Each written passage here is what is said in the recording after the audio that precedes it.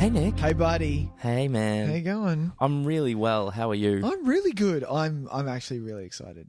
Really? Yeah, because it's coming up to Oscars. I'm kind of Actually, it is the most wonderful time of the year. It is. So Even better it's than it's really early. It is quite early for us. Yes. We're trying something a little bit ridiculous. We're actually going to try and record and edit and release an episode in a day, in about 4 hours. Yeah. So this is going to be. We're doing well. I think so. I did sign on for late nights, Tys, not early mornings, but that's okay. We can do this. We can do this. It's much more conducive to movie chat when it's is, dark out. Exactly. And it's like late and it's in the AM. Have you seen a movie, Tys, at 10 in the morning, like first session bang? Oh, Have you ever done that? Okay, so I had not by my own choice. I had a friend of mine in primary school who I would stay at his house over holidays. Right. And whenever he was like wanting to go see movies, for some reason, his family had this thing where it's like, oh, we're going to the movies. And it was the 9:15 session or something. Really? I remember seeing The Adventures of Huck Finn. Oh, yeah. Like well and truly in the AMs of 1996, maybe that was, 94, 96. That's awful. Yeah, but they're You the don't only want to do person that. that's I've ever made me do that. Ever. I don't know, maybe. I have never seen a 10 a.m., I don't think. No, I haven't. And unless it was like the last session, if it was a movie I really wanted to see and it had one session a day and it was 10 a.m., that would get me there. No. See, the sessions I've seen at one movie a day is like the last session at like Nova will do like an 11 No, true. PM. Yes. That's the session I go to. I'd rather later than earlier anyway. When I try to Oscar binge, which is what I'm going to have to do very shortly because I'm very far behind, I tend to kind of do the 7 a.m. get up. Wow. And just do it chuck all one in on. Go for it. Wow, that's intense. Yeah. And it always, you have a really different atmosphere to the movie watching when the sun is just barely coming up and the rest of the house is still asleep and you're trying to smash out this prestige drama. But I hate doing that. Like, just trying to watch a movie quietly. I want the movie to. You are very vocal. Sorry, if it's going to be, I'm very vocal. I don't. Obviously, I'm not, loud during a film, unless it's funny. So, and then you can't shut me up. Hey, so yeah, buddy. Should we kick it off? Should we watch? But let's do a little bit of admin. So you can find us on. I'll go for it. Well, we're Nick Tys and Videotape. God, we got to say this shit. As if we didn't. We didn't say it at the start, no. We should. We really should. Nick Tys and Videotape. You can find us on iTunes, on Stitcher, TuneIn, anywhere you listen to podcasts. That's true. You can find us. And on Facebook at Nick Tys and Videotape. You can follow us on Twitter at Nick Tys Videotape. And I've been told to actually add the fact that I spell my name Nick with no K. Oh, that's so true. It's That's important to people. That is quite important. Yeah. So, yeah, please, it's NIC. And Tys is TYS. Exactly. And Videotape. Exactly. Yeah. And if you want to email us, it's nicktysonvideotape@gmail.com. We would love to hear from you. You can email us about anything you like. Anything at all. Anything at all, really. Please. Any of our upcoming segments. We're still searching for the perfect names for them. That's true. If there's a movie you'd like us to talk about, give us an email. Our or opinions if there's some kind of topic you want us to have a general discussion of, we're also really keen on that. That's true. So we're going to get started. We are. See any good trailers, Nick? Trailer watch. Trailer watch. Trailer watch. Maybe it could be that. Trailer watch. Well, okay. I feel like trailer watch needs to be accompanied by trailer watch sirens and in serious news music. Yeah. That's awesome. Trailer watch. Tys, I watched. Look, I watched 2 trailers. Sure. I want to see how we're going for time, but I'll talk. I want to talk about one, which is the trailer "Song to Song" by Terrence Malick. I was going to talk about this one. You're going to talk about this too. Okay. How do you feel about Terrence Malick, Tys? Do you have an opinion? I haven't seen a great deal of his movies. Okay. The 2 that I have seen. Yep. Which are Thin Red Line. Yep. Same. And Tree of Life. Tree of Life. Okay. Same. And that was Oi. And Oi. Yes. I fucking love both of those movies. Really? Yeah, 100%. They were 2 of my favorite movies of those years. Right. And for some reason though, even knowing that, I don't have a lot of drive to see Malick films. Yeah. I see the trailer for something like To the Wonder, and I'm like, what even is this? Like, exactly. You're giving me nothing. And so I don't end up going to see all these Malick films, which I probably should because he's 2 for 2 for me. Yeah. And I've only heard great things about stuff like The New World or Badlands, like some of his older stuff. Yep. Man, Badlands. I've wanted to see that for ages. Yeah. But this is where, so I saw the thin red line when I was working at the video store as a teenager. So kind of in and out of it, didn't really understand probably a lot of the nuances and things like that. And then I had a bad experience with Tree of Life. Not really a bad experience. That's a bad way to put it. Sure. I was I was drunk when I saw it. That is not a movie to watch drunk. Exactly. And I fell asleep midway through the start, which I felt was just a long screensaver. I felt, Yeah. Do you know what I mean? So me and my friend went to go see Super 8. Sure. I was seeing it for the second time, and he wanted to see it at the cinema. Yep. And my wife came along with us, and she was like, I don't really feel like seeing Super 8. And my friend was very kindly enough said, well, how about we watch something else, even though it was the last session of Super 8. And he still brings it up, which is so killer. But we saw Tree of Life. Now, me and my friend had a few. We fell asleep 2 seconds in, I'm pretty sure. And then we woke up, and then I watched Tree of Life. But I just felt that watching the trailer for Song to Song, Tys, it's got my interest a little bit, but I feel like I've seen it before. That's the cast. Do you know what I mean? Get my interest a lot. It's a really great cast, and not even just what's in the trailer. If you go a little deeper on IMDb, it is a fucking cast and a half. Oh right, it's really incredible names. Like bring it up and just have a look. Yeah, but it's also that it's a plot that interests me. Yeah, because it's music industry related, and I think he is for such a visually kind of stimulating director. I think there's a lot that can be done, kind of putting music and vision hand in hand, and I think Malik's a good director for that. Yeah. So I'm interested in that. Although I don't know about is it just a love story kind of set around the music industry? That's the thing. Like this is just what I'm getting from the trailer. It's a love story set against the music scene in Texas, and I just feel that Malik is a little bit. He has a formula just like every other director, but I find it a bit dull because we're going to shoot a scene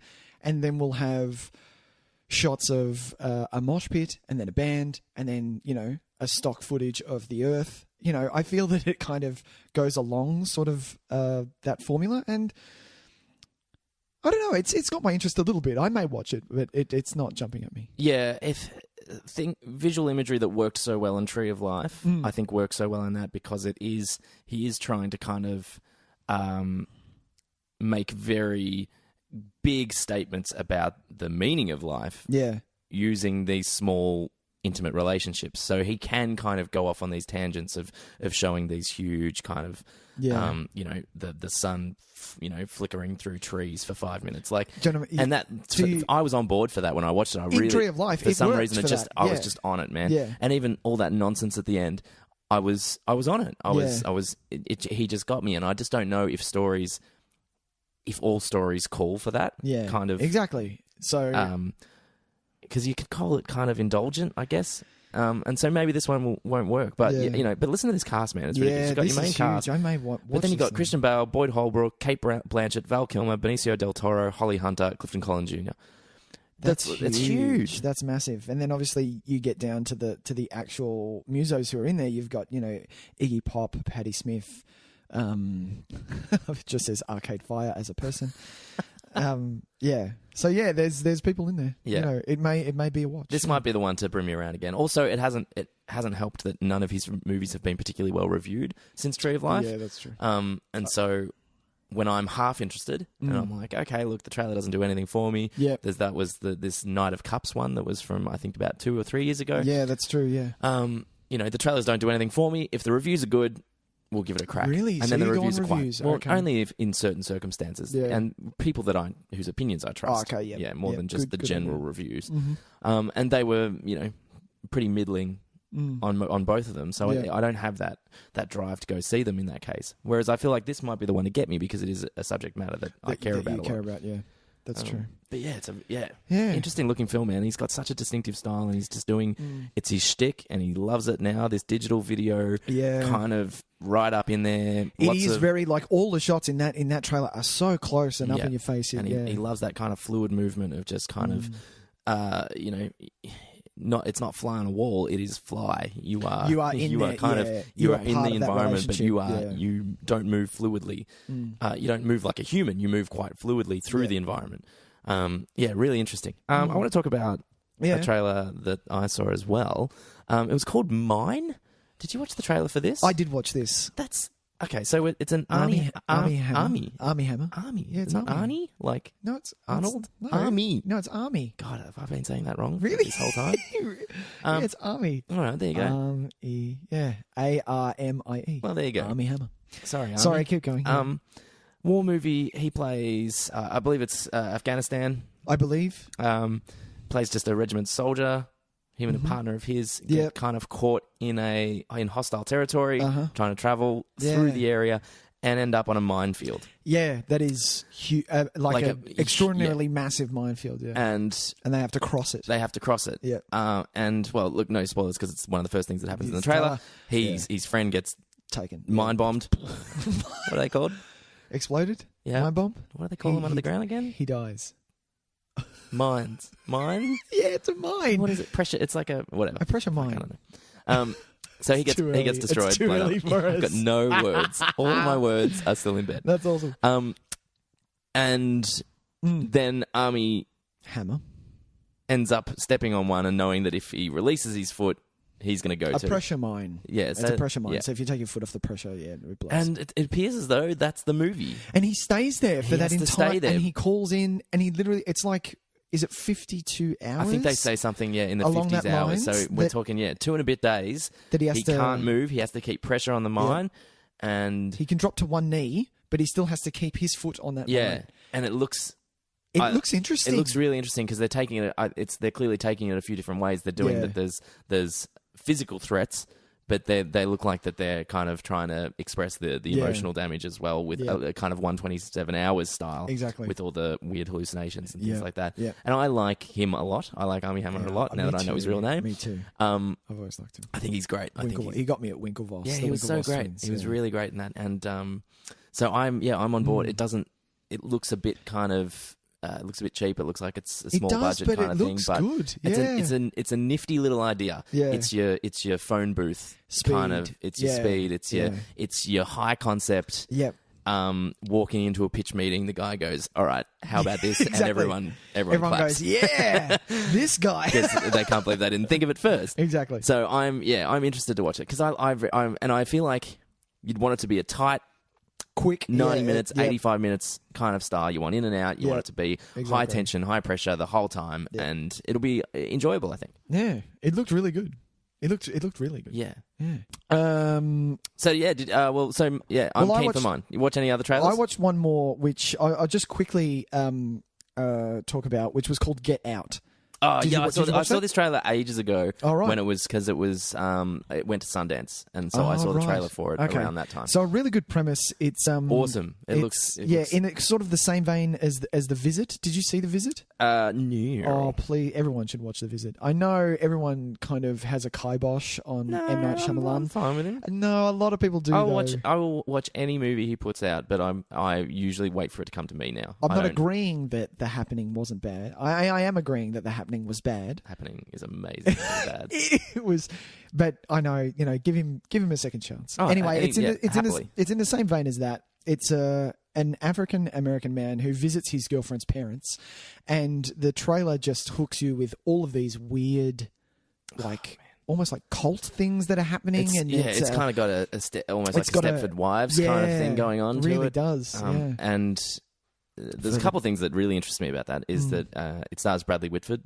Yes, who I love. Who will always be Joshua Lyman from The West Wing to me. Yep. And I will watch anything he's in. What's amazing is that for my first exposure to him was West Wing. Oh, really? Yeah. Really? Ever? Oh, mine was Billy Madison. Well, and then someone was like, "Did you ever see him in Billy Madison?" And I'm like, "He's in Billy Madison." Yeah. And then this is an extended story. Someone was like, "You have a laugh very similar to his laugh in Billy Madison." The bit where he goes, and from then on, I've always been like, "All right, cool, yeah, Bradley Whitford." Okay, you're Bradley Whitford. That's like awesome. It. That's awesome. And so I'm really keen on him because he's fucking awesome. So he brings a good team. And I'm super keen to see how Jordan Peele directs it. Yeah, because he's super funny. I love Key and Peele. Primarily a comedy director, yeah. Well, their series is hilarious, Key and Peele. But it just looks so good. It's sort of a little bit scary, but a little bit funny. But yeah, you know. Well, from what I've kind of just gathered from early word is that he does not cop out on the horror. Oh, okay, good. It's a horror movie. It's a horror movie, yeah. And it might have some comedy elements, it'll have some, but it's well and truly a horror film. Movie. So yeah, I'm keen to see it. It looks really bizarre. Yeah. Hey, Tys. Yeah, man. What did you watch this week? Anything? What did I watch this week? Come on, mate. Yeah, what did I watch this week? Let me Let you have a look. Let me get my thing. Yeah. Oh, actually, no, I remember what it was. I'm just going to talk about one this week. I'll go for it. Me too. Yeah, cool. Yeah. I watched the Doors documentary from a couple of years ago, When We're Strange. Oh, yeah. Or When You're Strange. Yeah, When You're Strange. When You're Strange, yeah. I remember when that came out. Yeah. I did want to see that. Narrated by Johnny Depp. It is narrated by Johnny Depp, who might as well have not turned up. He might as well have literally just phoned it in over the phone. He narrates it like he's reading a dictionary. Really? Look, and that's not his fault. He's going for a thing. He's going for kind of like... He's doing a thing. He's doing like a mysterious, disengaged kind of voice. Yeah. But I think what's funny is that my enjoyment of Johnny Depp as an idea has faded a lot. Diminished due to his allegations? Well, just due to his horrible choices in projects of recent times. Okay. Private life notwithstanding. But yes, I do agree with you. His choices of late have been far and few between. And I think it's almost... I look at him as the choice of narrator, and I see the decision-making process. I see the filmmakers going, we need like our generation's Jim Morrison. And I'm like, that's not Johnny Depp, man. That's maybe in 1995 but now he's not that anymore. Yeah, exactly. Yeah, and look, it's an interesting documentary. It's very... the factual information it presents and the footage that they have uncovered is excellent. Excellent. And it is a very straightforward beginning to end telling of The Doors. Oh, nice. Okay. Which is fine. Yeah. There is not a lot of... They are not attempting to do anything other than just kind of here are the facts. They do a wraparound with... and like little interjections of a short film that Jim Morrison made when he was at film school. Wow. It was post-film school because the only way he made one film school film and they laughed him off basically and then he quit the course. Yeah. So there's a short film of him traveling. It's like a road movie that he made. It goes for about 50 minutes and they use it kind of like symbolically through to represent kind of parts of where the doors are at. Yeah. Unfortunately, the movie itself that he's made is not very good. It really, like, you can see that it's like one of these real kind of pretentious, I am the wise poet traveling the open road, and it's all very, it's the kind of stuff that is just a big old wank. And so using that kind of footage, it just kind of exposes that element of Jim Morrison. I think. He's such an interesting... But he was a poet, and he was. This is what I mean. He's a very mysterious figure. Yeah. Because, and it's the same for me as well. When I watch, or listen to the Doors, I don't feel like I'm listening to any old band from the 70s. It feels like an experience. It feels like makes you want to go into the desert and take peyote for some reason. Like if there was ever a thing that made me want to just be a crazy riders hippie. on the storm. Oh man, exactly. It makes me want to take my shirt off and walk through the desert and grow my hair out and get a big dirty beard and just like feel the earth, man. Yeah. How that music has that effect on is beyond anything. But that's the magic of the Doors. Yeah. He's a really strange figure. He's, for a guy that had everyone thought was so wise and had such a insight about the world, was also just a drunk and an asshole, and really kind of maybe, what are we, are we celebrating someone who maybe accidentally stumbled across this kind of this insight. But so this documentary plays it very much like he was the savior of art that we that some people call him, think of him as this real kind of in-depth, got to the core of humanity. This documentary plays up that kind of persona. So it is sort of one-sided. It's very one-sided. Yeah. It's definitely it's for the fans. Yeah. Okay. It's not for anyone not for- that it would be kind of somewhat skeptical about the Doors' influence. Yeah.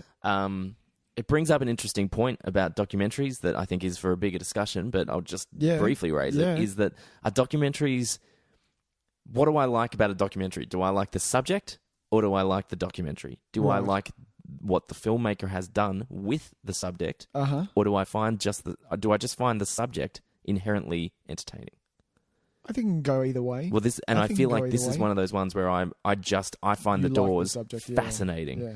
And that's why I liked this. I don't think it's particularly well made. I think a good documentary is not leaning to one side, which is very rare, I feel, in the documentaries that I've seen. You rarely see both sides of that coin, which I feel that a documentary should do. Yes. I think if you're allowed to be honest about your intentions, though. Yeah. I think it's okay for someone to come in straight up off the bat and be like, well, this is what this is going to be. Yeah. It's going to be one-sided. It's going to be very... Oh, absolutely. It's going to raise this subject up to a pedestal and we're all going to marvel at his wonder. And that's essentially what this is doing. That's okay if that's the choice they want to make. Yeah. I'm saying on a fundamental filmmaking level, there's not really much in this. It's kind of... It's more the just editing choices are really strange sometimes. Like I said, using the short film as kind of interspersed and a wraparound does not work. Yeah. So, would I have the same experience watching like the VH1 Behind the Music special about the Doors? About the Doors, or Oliver Stone's movie of the Doors. Well, I mean, I think that's funny because, as I was saying a couple of weeks ago about my love for Oliver Stone, I didn't actually mention the Doors in that because I don't find the movie The Doors particularly great. No. I will watch it a lot, though. I find it really fascinating because it should work on every level for me. Yeah. For some reason, though, at the end of that 2 hours... It just dies in the end. I remember the ending just kind of teetering off. I mean, what can you do, though? Because that's what happened to the Doors. They just kind of teetered off. And I at least like the way that Oliver Stone tries to kind of symbolize his death as like a second birth with his... the Native American culture thing that he was all about and fascinated by, and but to me that, because I obviously not being alive in the time of the Doors, the Doors movie is what provides a lot of that mystery for me, because they do present him as almost like a magical figure, like a shaman or something, and it's so that's part of it there. And also you think about how well the Doors music has been used in other films. Yeah, like I'll never be able to not see Apocalypse Now. Oh, right. Yeah. When you hear the end. Yeah. Stuff like that. Song. Like that guitar, that ding, ding, yeah. ding, And I can't hear People Are Strange without thinking about the Lost Boys. Without thinking of the Lost Boys. That isn't the Doors, that's a cover, but still that's it's Echo and the Bunnymen. Yeah. But 100%. Yeah. So look, if you're a fan, get on board, because there were some things in there, like I consider myself a reasonably big Doors fan. Yep. There were some things in there that I didn't, that I found really entertaining and really interesting, and things that I didn't know about. There's footage that I don't know how they got this footage. Like, I honestly don't know how it happened. Yeah. Because they behave like there is not a camera there. And I mean, there was, because I'm looking at the footage. They've got some really great stuff. Oh, that's good. And they can use all the music. So there's none of this kind of weird. We can't actually play Doors songs. We don't have the rights to them. Yep. So yeah, it's it's not super long. It does get to some interesting thoughts. Ultimately, though, I don't know what it's trying to say. I don't know. I think it's just Jim Morrison fandom basically. Right. And I would have liked to have seen a little bit more, some kind of purpose to the film existing other than just we're telling the story. I feel like good documentaries exist simultaneously to telling a good story about a subject. They are a good example of a film themselves. Yeah. And this one I'm a bit kind of in the middle about. So yeah, Nick, what did you watch this week? Well, I watched something a lot lighter than what you watched, Tys, because I've been getting ready for the Oscars. Oscar binging. It's been a lot of serious watching. But in the middle of that, I don't want to talk about the Oscar film nominations that I've watched. Sure. In this episode, I want to talk about something that I had to have a breather after some heavy. I love a good breather movie. Yeah. So I watched Pitch Perfect.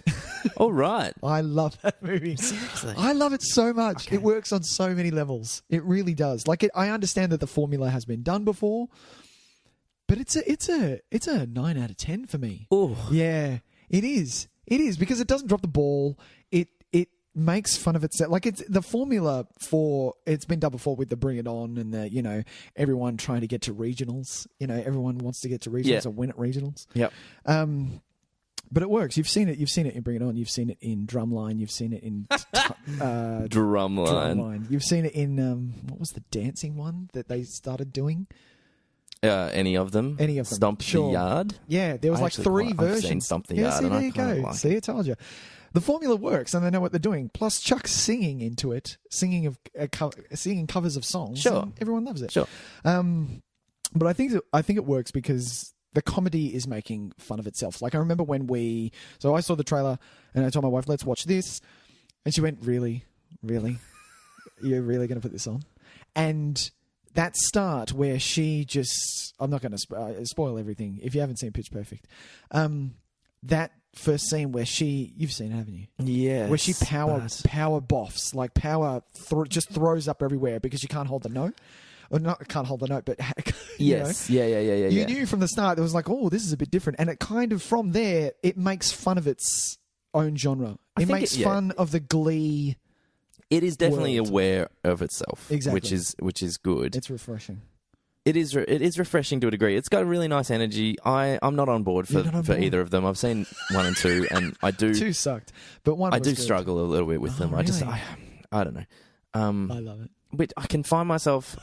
I can kind of release and have a good time with them, but at the same time, you can't. It is aware of itself. Yeah. I'll give it that. But just admitting you're aware of yourself doesn't give you permission to then just do it anyway. Do you know what I mean? You don't think so? No, because you can't. You then need to subvert it in some regard.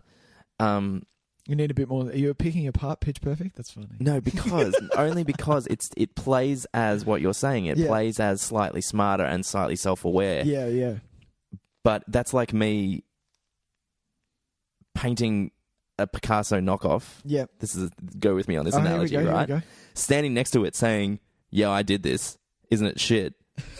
And then still trying to sell it for $1 million to you. Okay. Yeah. I kind of see that. It still works for me. That's totally fine. But I find myself getting caught up in it when I'm watching it because I'm like, yeah, but just because you've brought attention to that gag doesn't make the gag any less. But it's not as if all the gags are. No, and look, there are some funny stuff. There's some funny stuff in there. Like, don't get me wrong. Yeah. I'm not saying that you didn't laugh. That I didn't laugh and I didn't at least remotely enjoy myself. Exactly. I just at the end of it, you were like, oh, I understand what you were doing. Yeah. At the end, I don't think it's. I don't think its intentions were as clear as it thought it was. Right. Yeah. I think it works. I think it's lightning in a bottle, and they shouldn't have done another one. No, they shouldn't. Although the one thing I like about the second one is Haley Steinfeld. She can be in anything. I'm a big fan. I think she's just got incredible screen charisma. Right. Screen charisma. What did I just say? Scripperism. It is early in the morning. Early in the morning. Okay. But yeah, I watched Pitch Perfect. Yeah, and look, if there was ever a palate cleanser, it wouldn't be my choice. Exactly. But that's like along those lines. Well, I hadn't seen it in a while. It'd been a while since I watched it. I don't know what my palate cleanser would be. Well, normally, this is question. the thing, and a palate cleanser for me is normally a superhero movie. Yeah, that's actually a good point. It probably would be. But I need to give my wife a break. Why don't you Only so many times you can watch Ant-Man. True. That number is 17. Yeah. Why don't you email us, people? What is your palate cleanser movie? What is that's a really good question. What is your palate cleanser? I would love to know. One? Do you have one? And what is it? What is your palate cleanser movie? Not your TV series. Everyone has that. Everyone has that. Everyone has that. Yes, but that's Anyway, that's neither here nor there. That's what I watched as well. Have you done your watch? Yeah, we did your watch. Pitch Perfect. We did Pitch Perfect. Hey, let's talk about our main main attraction. Welcome to our main attraction. I like that for the middle one. Yeah, we need to. I'm going to put a little bit of music in there. I'm going to find some. Still the best fucking thing. So we're talking about a movie today. We are. It's called COBRA. It is called COBRA. And it was made in 1986. 1986. What a year to be alive. Amazing. I was 5. Yeah, I was 4 years old. I was 4. Yeah. Shit my pants, probably. When do you stop doing that? I don't know the last anything time I about children. Pants, I was 27. Hey, good times. Yep. Yeah, I've had barley belly. Yeah. I know what it's like. Oh no, this was just a normal Tuesday. Just sitting on the couch. Oh shit. Lucky this movie. So we wanted to do this because we realized that we'd done a Bruce Willis and Arnie and Arnold Schwarzenegger, and we were like, well, let's do a Stallone. Exactly. And then we thought, well, let's do one we haven't seen. Let's change it up. Let's do a Stallone movie we haven't seen. No, and so going through his IMDb to find one that we both hadn't seen, which was actually kind of difficult. It's hard, yeah. And this was the one that we stumbled upon, and which is good because I've been meaning to watch this for a while. Oh, the cover. Oh, I'm there. Yeah, every time I see it, and it was one of those things that was the DVD was always cheap, and I'm like, oh, should I just buy it? I'll blind buy it because I might as well get it. And I've blind bought a whole heap of shit before. I have too. And some of the shit that I've blind bought though, oh man, I love it. So yeah, my blind buys usually, if I blind buy anything, I'm I've got a Steven Seagal set that I bought because I'd never seen. What's the one with the red in the background? Hard to Kill. Is that Hard to Kill? I can't see where you are. All of them have the same kind of 3-word things: marked for death, hard to kill, out for justice, marked for death. Like, there's something for something. And I'm like, they're very, sometimes hard to distinguish between them. Anyway, for some reason, COBRA always escaped me. I never thought about Under Siege. Yeah. Yeah, which is a classic. Still have to get my wife to watch it, yeah. And partly because though, it was never really spoken about. When people kind of listed off Stallone, I love Stallone. Yeah, because you go to the Rocky, you go to the Rambo, people you go didn't to the say, Demolition Man. Oh, COBRA. It wasn't in the conversation, so it felt like kind of the forgotten sibling, which then led me to not have a huge amount of drive to see it. But that cover hooked you, didn't it? The cover, so at the cover, I'm like, why aren't people talking about this movie? Exactly. Like, what a badass cover. Yeah. I need someone to talk about it so they can validate my watching. Yeah. And unfortunately, not spoilers for my opinion of the film. I'll go for it. It's pretty inconsequential, really, in the end. What do you mean? It doesn't really make an impact, this film. Oh, it's not. Well, that's the thing. That's why you haven't heard anyone talk about it, Tys, because it was give or take. It was like, oh, well, that was okay. There are moments that are legitimately bonkers. Yeah, like it's not like sorry, like out of control. Like, I can't believe what I'm watching. But for some reason, it just doesn't add up to anything particularly memorable. I think this would be a great movie to watch when you are like half cut with a bunch of mates. Yep. That sounded so bogan. Get a bunch of mates. Get a couple of beers. Get some tinnies into you. Oh, yeah, Jesus. This goes out to my brother. Yeah, no. So yes, a few drinks down with a small collection of friends, with a couple of cocktails and some beverages. Do you know what? It needs to be it needs to be a rowdy night. Watch it with some friends. It needs to be rowdy. No, it does. It can't be. There's no cocktails. Cheese and wine. It needs to be a hard liquor. Of beer. Everyone needs to be doing beer bongs. Beer funnels. Yep. And just, and watch it, and you'll get a laugh. You will get a laugh, and you will have a very good time. I don't think so, Tys. I'm wrong. I believe that you can watch this and just have reminiscence of how awesome the 80s was. I didn't mind it. It was all right. Oh, no, I'm being misleading. It's not like I didn't enjoy watching it because I'm watching it at the same and just bemused by some of this shit that's happening. Exactly. Like, just had to laugh at some of the stuff that was happening. Yeah. Okay, so let's actually talk about it. Yeah, look, so I want to talk about the opening sequence as a bit of a whole. Are you going to talk about the start? Yeah. The stats? Okay. Yeah, so we're talking probably from the very intro. It's the first thing until you hear. The end of the supermarket section. I would consider the opening. Oh, wow, the opening segment. Which was so bizarre. So this whole sequence... Well, tell us about this opening narration. So it starts. I don't have the actual thing there, but it starts off with Stallone as his character narrating. So I'll just pick out 1 second. It actually starts off with the boldest red font I've ever seen in my life on a black screen. Cobra.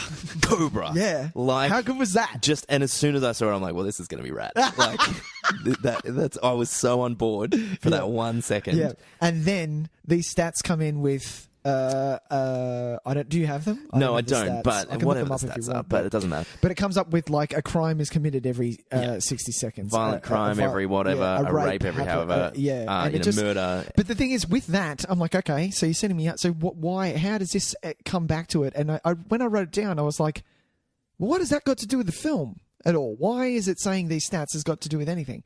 But after that, it goes into this sort of like a quick edit between the bad guys who are the cult with axes, like double-edged axes, clinging them together in the air in this dark like foundry with smoke and just a little bit of blue lighting in the background for fun.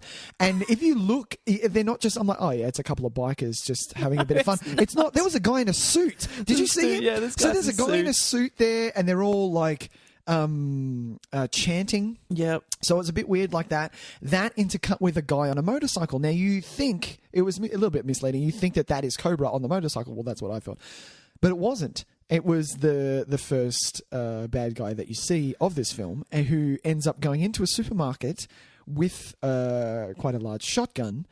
And he doesn't kill people, Tys, if you notice. He doesn't. Oh, no, I noticed. He just starts shooting walls, scaring people away so that he can create panic.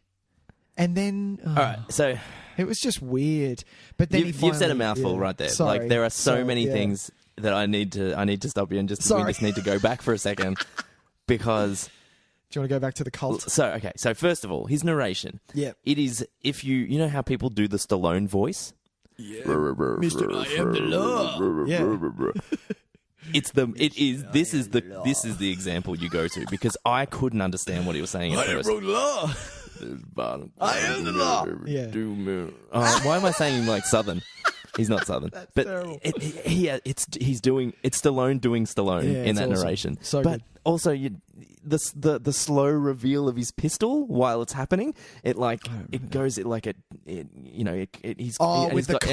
Cobra on the gun, and it comes up and then he holds it to the screen, and it's like the James Bond of like badass 80s cops, like he does the shoot the fucking screen. It was bad. I was so on board. Like I was like, this is gonna be amazing. This is gonna be awesome. And just the way like the credits were just this red font. It's just like Sylvester Stallone, Bridget Nielsen, Brian Thompson. Like they're yelling these names at me. I was so ready for it. I chose the word badass because it is the most badass opening credit sequence I think I've ever seen. Yeah. It was misleading because it set me up. So you like that intercut with the cult thing? Oh my god! So this fucking cult, man. What is going on? How do these people come together? I have no idea. They are so mysterious and just literally random in the literal sense of the word random. Yeah. Yeah.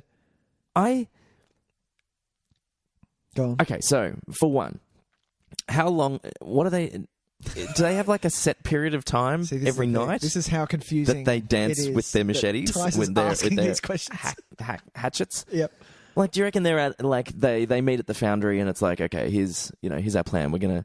I've sent this guy out. He's going to shoot up a supermarket, and they're like, yes. And then you're going to go do this, and you're going to murder this person. Yes. I didn't get that feel at all. Let's hit our hatchets together for 5 minutes. Let's stand here. Let's do it. No, 15 minutes. And it's just this chin chin ha, chin chin ha. And do you reckon when I'm sitting there going, fuck, I left the oven on. Yeah, and like, seriously. While I'm doing my fucking hatchet dance. Good suit. Yeah, God, I wish I didn't come straight from work. Fucking hell. Oh my God.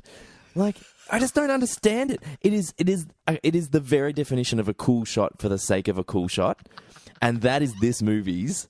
Like, if that is this movie's calling card, it is cool shots just for the sake of cool shots. But they were so cool times. But they're so fucking cool, man. Also, they were only in this part. The rest of the movie, this didn't happen. Yep. He was using like I'm going to say it's directed by George P. Cosmatos. Yep. Who, look, I don't think has made particularly great films, but he did happen to make Tombstone, which is one of my all-time favourite films. I love Tombstone. So I have to give him some credit. Yep.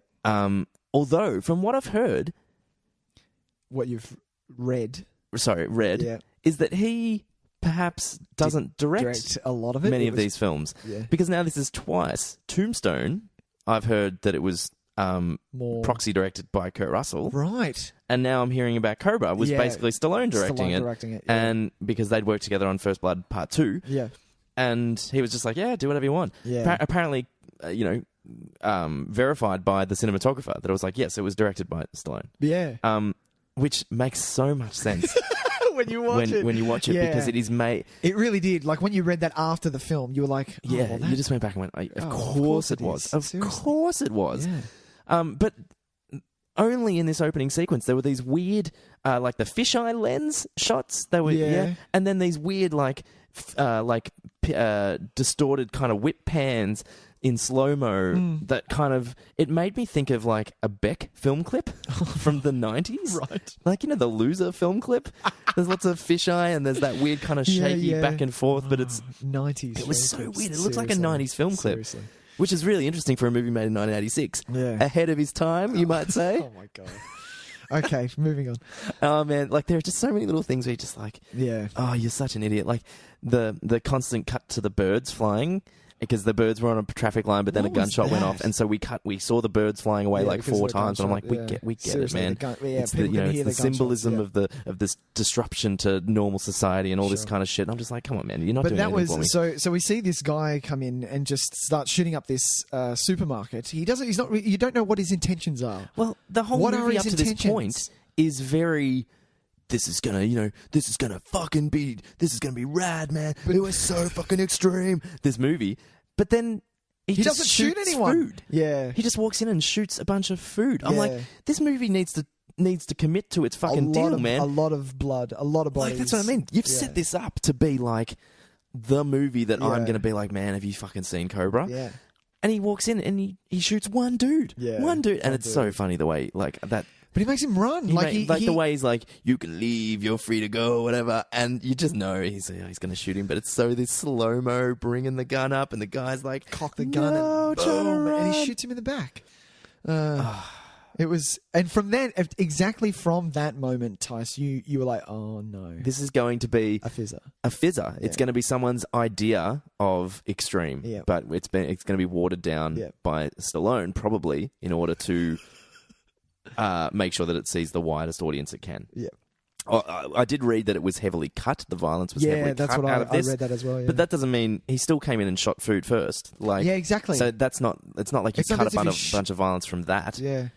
I don't understand why this guy's not in here shooting up the joint. Why he's not just killing a bunch of people? Because these are the villains that you're presenting us. And as the movie goes on, they're presented as being pretty ruthless. Yeah. What's going on with this guy? I don't get it. Anyway, he's a weird unit, that guy, anyways. But the introduction to Cobra himself, come on. Because you wow, you're out already. So it's so this guy's shooting up the place. The cops rock up. They don't know what to do. No. They're kind of scared, which is hilarious. And then they say to one another, well, we have to call in, we have to bring in the Cobra. We have to bring in the Cobra. And I'm like, are you fucking serious? You haven't even done anything yet. Like, I just love that he's like so boss. Like him coming, like Stallone coming in. He's mentioned that he used to be on the zombie crew. Like they're not even mentioned. Like that gets mentioned like three more times. I don't know what it is, and I don't know what it is. What's the zombie crew? It's so badass. He's and they're like, oh, he's the no holds barred. He'll totally get the job done. I'm like, okay, so what are you? Where are you going with this? But it doesn't go anywhere. It just kind of he just rocks up. He goes in. He gets shot at. He doesn't do anything different. Like no, there is. He doesn't do anything that I don't think anyone else could do. Exactly. Like a beat policeman could have done what he did. Yeah. He snuck in. He just walked in quietly. Yeah. Kevin James could have done through a half. Yeah. As Paul Blart.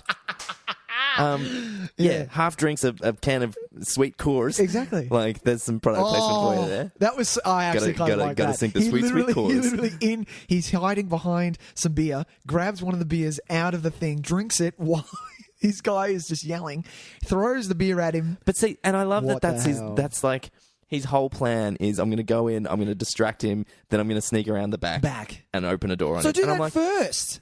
Anyone could have done that. Anyone could have done that. But he did it Stallone style. He did. And look, so... Yeah. His number plate is awesome. Which was so Which random. is just dumb. Like, but that is, I don't know whether he changed it. That is the car that the car that is used is Stallone's car. That was his car. Oh, yeah. I didn't know. So that's funny. Which makes more sense of him directing. No, I'm going to clarify it. I'm not saying that the number plate is awesome as a descriptive term. Oh, no. His number plate is AWSUM. Awesome. Yep. It says awesome. Yeah. So he's one of those douches. He's one of those guys. Yeah. It's a cool car, though. I don't know anything about cars, but it looks fucking... Nice car. Although, like, skipping ahead, this car's like better than the Batmobile. Like, it's better than the Tumbler Batmobile. That's for damn sure. Like, seriously. Like how this thing didn't get trashed. There is, like, because it's a tank. It's a full fucking tank. It's so good. But yeah, that was his car. He brought that in to use it. He wanted his car on screen. There's just little choices through this whole section that disagrees with me. It's just random. It doesn't. One thing I do enjoy. Yep. Is that in order to achieve what is a traditional kind of 80s setup, to have all the kind of you get the smoke machine in to create kind of tension. I love that. That they achieve it by opening all the freezer doors, and it's like that it's the freezer dust kind of coming out. I'm like, that's kind of interesting in a degree. Yeah. I will say there was a line that made me legitimately laugh. Oh, go. When he's like, he's got the bomb, we're going to blow up the whole place. And Stallone says, go ahead, I don't shop here. There were some cool that's a great line. Yeah. That is a great line in any film. Two lines. That makes him, to me, that makes him more of a badass than anything he's done so far. I'm like, that line, that you bought me a little bit of cred just then. Yeah. But just this whole sequence doesn't gel. It just doesn't gel. It doesn't make him any more capable than anybody else. And this is, when you're trying to present the super cop, you think of we've used this comparison a lot, but think of like the Riggs in Lethal Weapon. Yep. He's bonkers, but he does something and he's abnormal to get the job done. And it gets, for some reason, his craziness... Cobra doesn't do anything abnormal. Is effective. Cobra just comes in and is as effective as another cop would be, you know? I guess going on what happens when he finally leaves, I don't know whether you want to skip just a little bit. So when he finally leaves, his superiors are like, well, did you have to kill people, And he's like, well, what do you expect me to do? This movie... what do you expect me to do? Yeah. He'd shot a guy, and he pulls the superior over and goes, oh no, he pulls out a reporter. The reporter pulls him up and goes, what does he say? He says something. Don't you think everyone should have rights? And that's blah, blah, right. blah. Don't even bad guys have rights? Da da da. And then he pulls him over to the victim's body and goes, "Do you want to explain it to his family?" Yeah.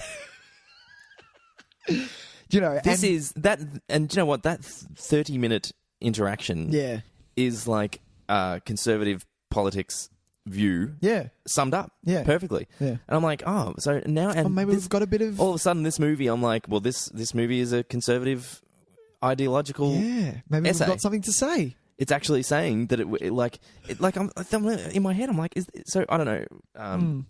Is the writer of this film legitimately standing by these views? Oh, okay, I don't think so. I think it was a. No, because they glorify his choice. His choices, of not giving them rights. That's true. And I'm like, okay, so this is what this movie... And then from then on, I kind of get a bit of a foul taste in my mouth because now I'm like, this isn't ironically enjoying the violence. Right. Do you know what I mean? This is now presenting this as, we need these super cops who are willing to come in and these suits, man, who are trying to give rights to the criminals. They're, Why do you sound like a stoner when you say that? Yeah, man, we're not going to... You can't tell us what to do. You're not my real dad. Yeah. I'm going to go shoot up a supermarket. Fuck you. No. But you know what I mean? I do. And then from then on, I'm kind of like, I I think these people actually believe that this is the way to get it done. There is no irony in this whatsoever. There is no... They're not setting out to make a really kind of fun, balls-to-the-wall action movie. They think that this is the state of the world, and they're like, we need a Cobra. Yeah. And that's not cool. No. Anyway. Yeah. So from that, we leave that I feel scene. like it's bad that because there's so much to talk about in this movie, but the fact that we're just kind of chronologically going through it expresses how bad actual it little was. there is to say about it. There is. Because there's a lot of shit that you just want to go, and what about this bit? I know. And what about this bit? I But know. it doesn't lead to any It's not going to bigger lead conversations. to anything. No. It's just kind of, and here we are at this And scene. here we are at this scene. Oh, Yeah. man. Let's try and avoid it. Let's see how best we can do. Best we can do to avoid just time stamping our conversation with the movie. Okay. Because we might as well record a commentary if we're going to do that. Yeah, true. Keep tuned, guys. We're going to do commentary soon. Oh, it's going to be real fun. Would you like us to do commentaries? Tell us what movie you'd like Pick us the to do a movie. commentary on. And if you pick something bad, Pick anything. I'll start singing. We will start singing. Well, through we've the got commentary. pleasant voices. We do. We've sung before. Go on. What do you want to talk about? Then? Okay. Well, do you know what? Let's talk about Brian Thompson. Who as was the Night Slasher. Oh yeah, the Night Slasher. The Night Slasher. No, you got it right. Who can I just not to bring it back to the movie, even though we kind of avoid talking about the movie, but when they bring up the Night Slasher, he's done 16 kills at this point. Yes. How is this not a national manhunt? 16 is a lot. It seems like they're kind of taking it easy. Yeah, it seems like he's only up to 16. We'll call in the COBRA at one point. But there's no task force. There's no. It's COBRA and the FBI and his buddy Gonzalez, who I loved, and that's Papi from Seinfeld, isn't it? Yeah, it is. That's Papi. Yeah, with the dirty hands. But he doesn't wash his hands. That's so yeah. fucking great. Papi. Yeah. Brian Thompson. You want to talk about Brian Thompson? Well, no. Well, that point. That's an interesting point you make. That they try to make Brian Thompson out to be the baddest of the bad. Yeah. But they don't. It could be illustrated so much better because all they use for that is basically the news reports. Where it's like, in a space of 5 minutes, we go through 3 different news reports where they've gone, and they've killed somebody else. Yeah. Interspliced with these fairly kind of badly put together montages of him killing people. Yeah. Why is it not a bigger deal? Why is this... it shouldn't be left to someone like Stallone. Yeah. It should be... There should be a full... FBI it should be an FBI task force on it. Yeah. Should be SWAT. Sorry. Exactly. Musical That'd get the fucking job done. Fuck yeah. I think I love Brian Thompson. I'm always a big fan of what he does. Yeah. I think he's one of the most terrifying, imposing figures in cinema. He has an incredible face for it. Yeah. Like it's so. What do you know him from, Tys? Because I know him from very, very bad films. No, well, yeah. Look, he's not always in great films. Yeah. The things that I recognise him without having to IMDb, his stint on the X-Files. Oh, okay. As he was one of the guys infected with the goo, with the black eye goo. See, hang on. I kicked out of X-Files after it. No, he wasn't first infected. season. Oh, I can't remember exactly, but I remember him being like. When I first watched X-Files, because I was quite young, it was nightmare fuel. So awesome. And he's part of that. He was a big part of that. Wow, okay. Because I found him terrifying. Mm-hmm. He also was terrifying. He was in the first 2 episodes of Buffy. First ever 2 episodes. Like the pilot and the follow-up to the pilot as the main vampire in that, and he was exceptional. Yep. Really, like, he's got a great build for that. Let's have a look at the... I mean, he's always the muscle, and he does the muscle really well. Yeah. I knew him from Dragonheart and Mortal Kombat Annihilation. Yeah. He plays Shao Kahn. Which is, that's perfect for him, man. Yeah. He's, it's a shame that he hasn't been perhaps better used in his time because he is such an imposing figure. Yep. Oh, Three Amigos, of course. Oh, is he? Yeah. I haven't watched that in years. I love Martin Short. That's the one you choose out of those 3? Yeah, what are you, insane? Steve Martin, man. Steve Martin. Oh, of course. The way. I'm not saying I don't love him, but Martin Short, man. If I'm going anyone, I'm going Martin Short. Oh, and of course, he's one of the guys. He's one of the first guys. He's the guy that Arnie steals the clothes from in the first Terminator. Oh yeah. Because they're similar. Because they're similar. Clean, right? Yeah. Because they're similar build. Yeah. But I think he does a very good job in this of being terrifying, despite having no motivation whatsoever. Exactly. Despite giving him no backstory, no time to breathe at all. Makes it up on his own. Well, apparently this movie originally ran for 2.5 hours, and they cut it down, and everything they cut was his stuff. Was defining this new world order. Because to me, it is the most wishy-washy group. It's so random. What are they trying to achieve? The only example of any kind of clarity you get is at the end when he says we're trying to, it's survival of the fittest. We're eliminating the weak so that the strong can survive and breed, and we will be a stronger race for it. And unfortunately, the way that they've cut it, they once the start is done and the Night Stalker is killing off people, yes, the only people that he is picking to kill are women. Did you notice that? Yes. The three people that were picked off were women. Yeah. And then they did kill men, but that's because they were getting in the way of getting the girl that they wanted to kill. So I feel that is edited a bit deceptively. It's saying, I'm not sure if they edited it that way to say something, or unfortunately you have. Yeah, well, maybe, do you know what I mean? See, because now, when presented with that information, it makes you think that it's perhaps more of a kind of a sexual crime. Exactly. But it wasn't. But it wasn't. Well, that's what we're told at the end, that it's not. It's not. No. What I don't understand is that why we're not given any time to kind of process why he's their leader. Do you know, like, I feel there's no point trying to make sense of this. Once you're 3/4 of the way in, I was like, okay, so this is just 80s action for the sake of 80s action. I'm just going to let it go. It's not exactly a long movie. It just needed. I find him charismatic as a crazy, right. But he doesn't even get really a scene to have on his own, to let a scene where he talks to some of them, or maybe shows his charisma plays like the guy that leads a pyramid scheme kind of thing, does like a talk and talks about like a Tony Robbins, does exactly a Tony Robbins for the New World Order, because you've got to realize that he's managed to make police officers turn. That's true. He's got businessmen smashing hatchets together. Axes, man. Double-wielded axes. They're not hatchets. All right. Big it's the real axes. shit. He's obviously got a certain sense of charisma, but we don't see any of that. All we see is him sitting there staring. He's got a stare on him, man. What is their end game, though? Why are these people joining? I might have written that exact sentence. What is their end game? Yeah.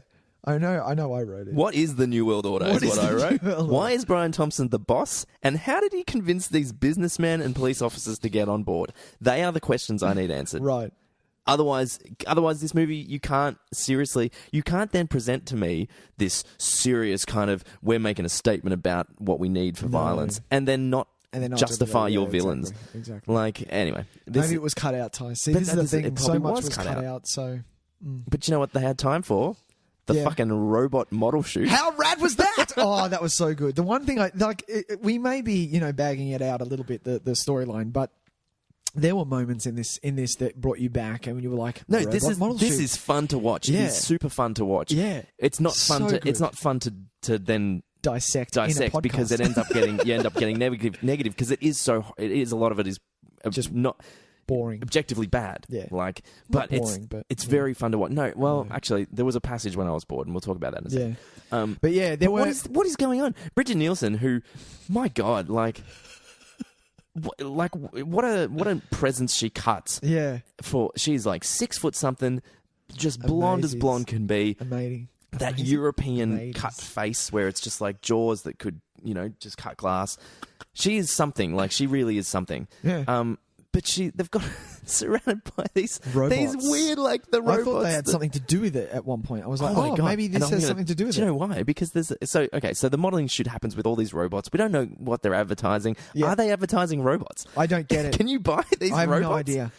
And she goes through various costumes, one of which is like Borat's mankini. Yes! By the way. No, but with the high, man, it was in the 80s, the highest I don't even know what you call that part. Yeah, sure. Right up above the hips there. Yeah, God, that was insane. Yeah, man. Anyway, so she does the photo shoot, blah, blah, blah. You don't find out what it's for. No, of course not. Then we cut further to a later scene where she's about to leave into a car park, and for some... plot points that are irrelevant, really. She saw the Night Stalker killing someone, so now he has to kill her. Yep. While she was having a cruisy drive, but she happened to decide to take the shortcut down the creepy alley. We're going to come back to this. Keep going, but we're going to come back. But then there's a shot. So in order to create tension, the music gives us a nice dramatic... one of the shot is of the robots, and one of their eyes lights up. So you think it's got something to do? And You're I'm like, holy shit! Oh, it's going to be a Cobra's robot. going to be a robot movie. Like, surprise robots? No, It was not just. robots. And I'm like, well, what is the point of that scene? They basically put it in the background like ferns, so that she could model against something that was odd. So it was robots. But then why give me the shot with the dramatic music and the robot's red eyes coming to life? You're basically you're denying me the thrill of a surprise robot horror movie. Yeah. Is there anything better than a secret robot horror movie? So good. So good. So good. Yeah. But alas, it was not to be. It was not. The one thing I did like about that, and throughout the movie, was that the beautiful 80s pop in montages that they did. If you've ever seen Team America... So good. And the parody of in the car that's singing the exact things that are happening... This is it. This is it. This is the example of that. And there's a great one of those in Rocky IV as well. Which it's fine. But yeah, going back to what you said about her. Okay, so the Night Slasher, they killed someone on the side of the road. They're putting her body into the car. Bridget Nielsen drives past. She sees it. They go, "Oh my God, did you get the number plate? We have to get her." And then for the rest of the movie, Tyson, they are hell bent on killing her. This is something I wanted to mention towards the end of the film as well. Yeah. No, but we'll bring it up now because it's better to just jump around. There's no point trying to be chronological with this shit. Yeah. There comes a point where it is no longer relevant that she be dead. Yeah. Because they have gone above and beyond. They've gone way any out. kind of secrecy whatsoever. Yeah. If they're trying to keep tabs on their own existence, that's not going to happen by essentially what they do is take over a whole town at the end. Exactly. In order to kill one woman. Dude. I'm like, everybody has seen you now. Everybody We've got names to faces. We know who you everyone are. Everyone knows that Bob that works at the fucking butcher. We saw you, Bob. Get the shotgun and start trying to... We saw you doing the fucking axe dance, Bob. It is... So their whole reason for killing her is it no longer exists. Yeah. There's no point for secrecy. There's no point. So it becomes just like a vendetta thing. It was so weird. But then I'm like, surely you've got more important things to be doing. This is the New World Order. Like, where does your order come into it? Where does the order come into it? Like, kill Cobra for sure. Kill him off. Like, I just found it really strange. I think like as an intention, because the movie's trying to tell us that if you stop at any point and go, whoa, what's actually happening here? No. The movie's trying to tell you that they're still trying to chase Bridget Nielsen's character. Exactly, yeah. And so you just kind of go, oh yeah, they're trying to kill her. Okay, cool. And they carry around and be like, but why? Yeah. Why? For that one insignificant scene. Or just, if you happen to look down, you'll miss. And are you going to achieve it with an army? You're better off achieving it like... just get a sniper on the roof, man. Surely you've got somebody. They have the sniper guy. They do. They have the sniper guy. How is he so ineffective? They have the sniper guy. They have the guys on bikes. They have the axe guys. They have the guy in the suit, Bob. How can nobody... Bob, we've seen you, you accountant bastard motherfucker. They're both named Bob. Yeah. Bob the butcher and Bob the accountant. Yeah, there's so many Bobs. Hey, it's a lot of New World Order? New World Order. Hey! Yeah, exactly. Oh, man. This fucking movie. Yeah. I had a blast, though. That's the thing. Seriously. I really had fun. I keep going back to it. I had a good time. Fun. Is there anything I would like to say? Look, no. The one thing I will say is for this movie is when you see a cover, when you saw this cover, you knew what you were in for. Yes.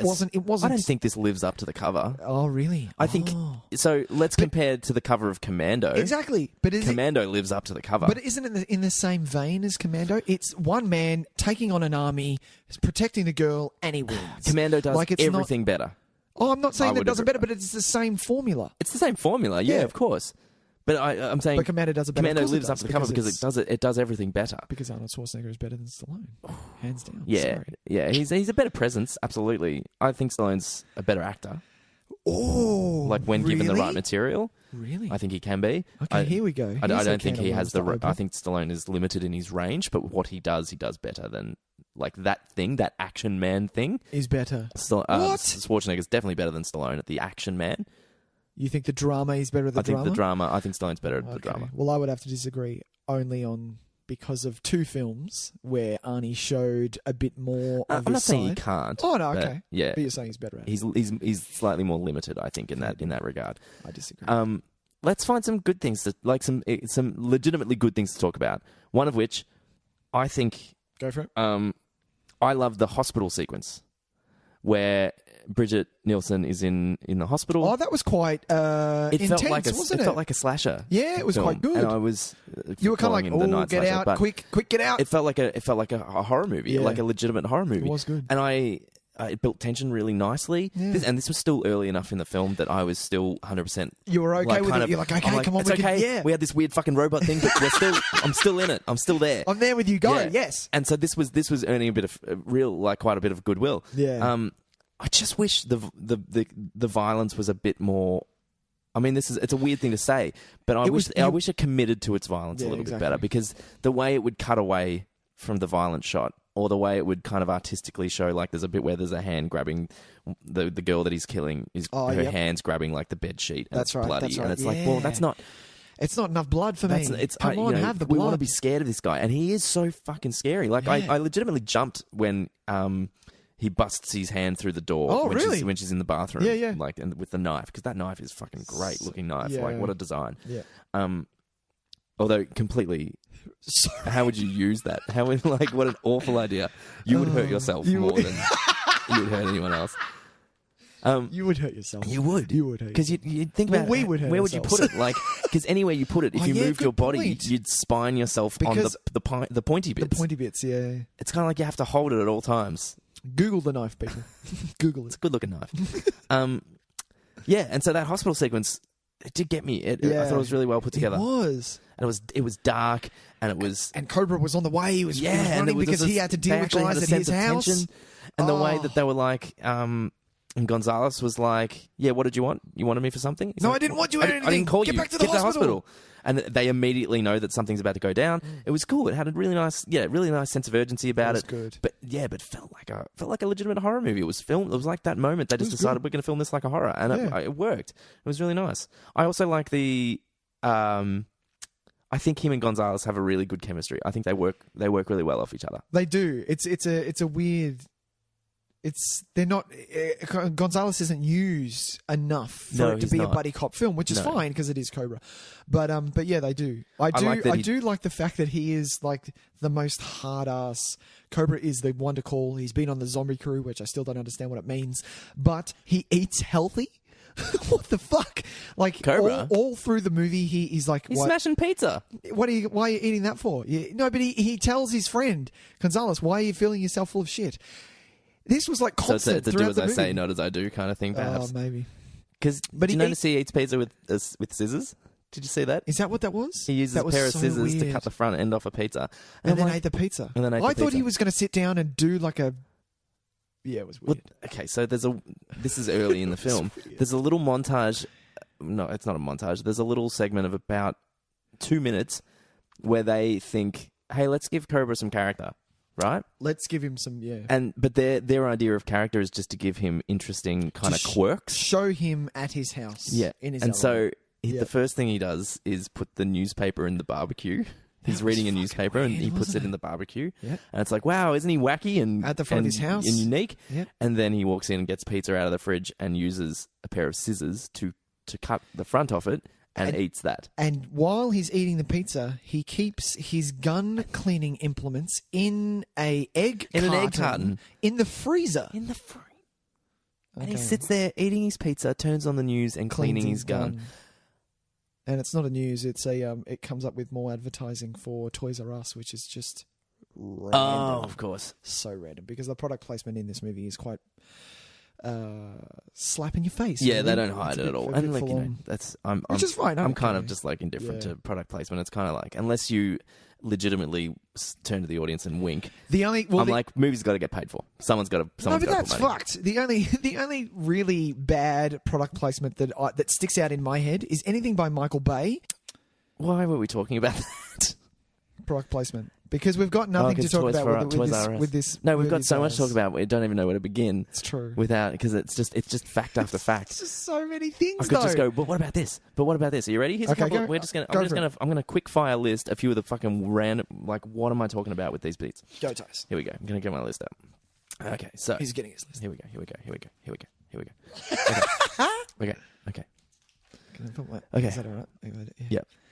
Why is what's with the shooting range in the police station being right next to the front door? That was so random. That was really random. That was fucked. What are they they doing? wouldn't be able to do that. Do you know how loud? Have you been in a shooting range before? No, I've never been in one. No. Do you know what? It was like they exist. placed it there because they wanted him to be able to say his cool line and shoot a gun straight after it. And they're like, well, how do we do that? Well, let's put the shooting range right next to the front door. And in my head, that was all Stallone going, no, we're going to have me just literally walk 3 steps from talking to a guy. Yeah. And then, keep going. Next one. The police sketch is the worst thing I've ever seen. That was I could awesome. have done that. I love that police sketch. I could have done that. It was not a police sketch. The calves in his face, though, was so funny.